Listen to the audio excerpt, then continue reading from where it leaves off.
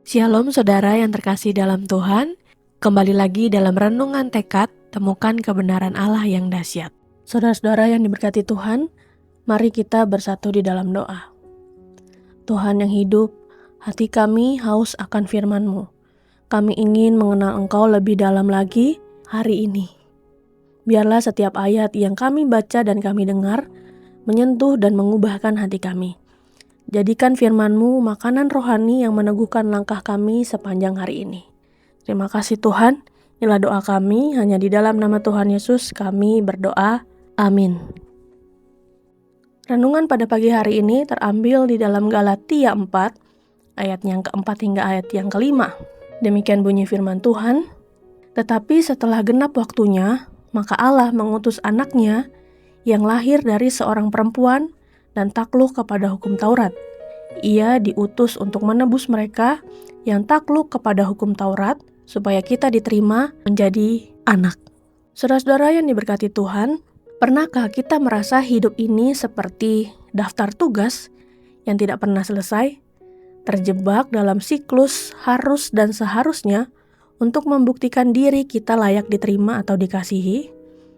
Dalam dunia yang mengagungkan pencapaian, kita mudah terjebak dalam mentalitas yang sama di hadapan Allah, berusaha keras menjadi cukup baik untuk mendapatkan kasih-Nya. Dalam bagian ini, Paulus menawarkan kebenaran yang membebaskan.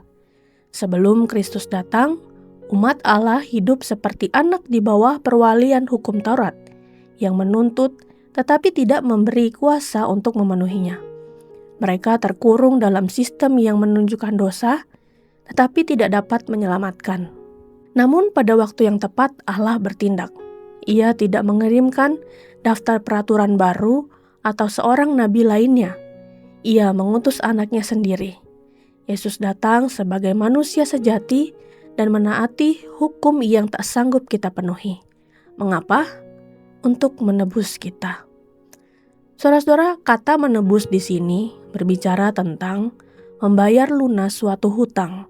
Yesus memenuhi tuntutan mutlak hukum Taurat dan menanggung kutuknya di kayu salib, sehingga kita yang percaya dibebaskan dari perhambaan ini. Tujuan akhirnya bukan sekedar pembebasan, tetapi pengangkatan. Kita tidak lagi disebut hamba, tetapi anak, dalam arti ahli waris yang penuh sukacita. Saudara, apakah hari ini kita masih berjuang seolah kasih Allah harus kita raih dengan perbuatan dan ketaatan kita? Kembalilah pada Injil. Hiduplah sebagai anak-anak yang sudah ditebus bukan dalam ketakutan, tetapi dalam kebebasan yang lahir dari kasih Kristus yang sempurna. Mari kita bersatu di dalam doa. Allah Bapa yang bertata dalam kerajaan surga, kami bersyukur bahwa Yesus menjadi manusia sejati untuk memenuhi hukum Taurat. Engkau rela disalib demi menebus kami semua. Kami sangat bersyukur Tuhan atas apa yang Yesus lakukan untuk hidup kami. Kami mau hidup sebagai anak-anak Tuhan yang sudah ditebus bukan dalam ketakutan, tapi dalam kebenaran yang lahir dari kasih Kristus yang sempurna. Inilah doa kami dan kerinduan kami Tuhan. Hanya di dalam nama Tuhan Yesus kami berdoa. Amin.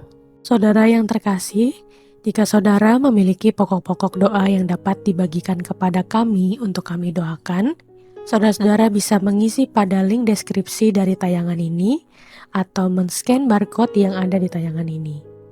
Kami akan mendukung di dalam doa untuk setiap pokok-pokok doa yang ada.